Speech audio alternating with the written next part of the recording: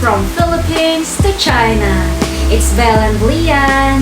So for today's video nga, nagpunta kami dito sa bahay nila mama. Kasi hindi kami dito nag-stay.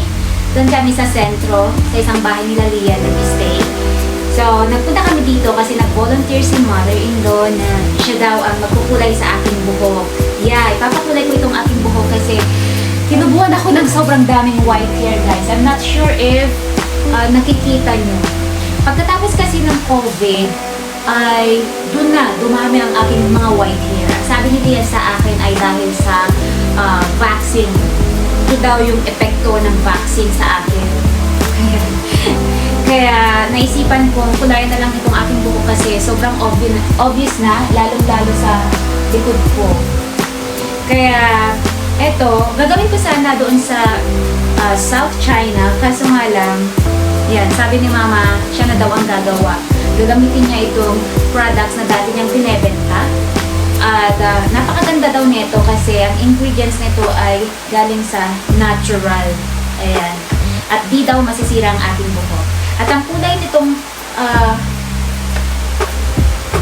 ang kulay ng buhok na ito ay mahogany. Parang reddish siya kapag tinatamaan ng araw na may pagka-brown. Ganun. And nakita ko na ito sa buhok ni Mama noon and I really like it. So, ayan, ipapakita ko sa inyo hanggang matapos. At tignan nyo kung ano ang epekto sa akin buhok, kung maganda ba or hindi. Uumpisahan na nga ni Mama at tinali niya itong kanyang scarf para di makulayan ang aking damit. Alam niyo ba, noong naniligaw sa akin si Lian ay palaging involved ang aking mother-in-law. Palagi niya akong nilulutuan ng kung ano-ano at pinapadala niya kay Lian kaya parang dalawa sila ni Lian na naliligaw sa akin.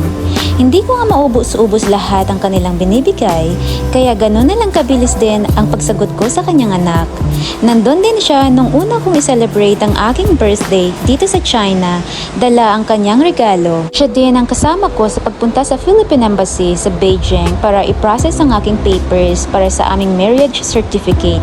Hanggang nagpirmahan na nga kami ni Lian bilang legal na mag-asawa ay nasa tabi namin siya bilang saksi sa aming dalawa sa aming pagmamahalan ng kanyang anak. Ramdam ko talaga ang kanyang genuine na pagmamahal sa akin dahil nakasama din namin siya ng 2 taon sa iisang bubong at never kaming nagkaroon ng hindi pagkakaunawaan. Noon pa man, tinuring ko na siyang totoo kong nanay na gaya ng pagmamahal ko sa tunay kong ina.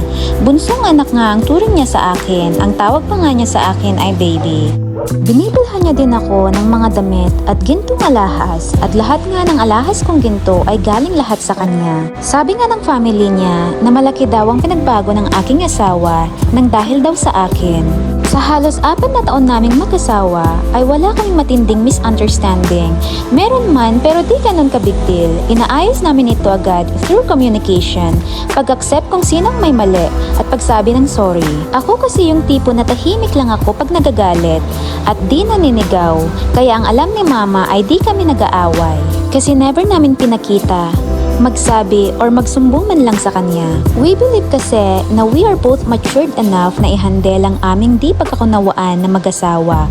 Hindi kami nagsusumbong sa aming family para humingi ng simpatsya or kakampi dahil we believe na lalaki lang ang gulo at magkakaroon ng kampihan kasi di namin maiwasan na may mga kanya-kanya tayong opinyon. Kaya di talaga maganda na kapag may konti kayong di pagkakunawaan ay kailangan mong ipahiya sa lahat ang iyong asawa or ipagsabi sa kung sino-sino para magkaroon ka lamang ng kakampi. Kung mahal natin talaga ang ating asawa, ay wag nating ipahiya sa ibang tao. Sabi ko nga kay Lian, kung darating man ang panahon na ayaw mo na sa akin at meron ka nang iniibig na iba, sana wag mo akong saktan or lihiman.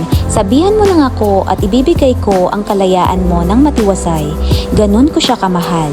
Kaya din ako nagpuprosigang magtrabaho para di ko kailangang matakot maiwan dahil wala akong pera at higit sa lahat, meron akong kakayahan kahit nasa ibang bansa ako. Kailangan ko din maging practical mag-isip para masave ko ang aking sarili sa imposibleng mangyari.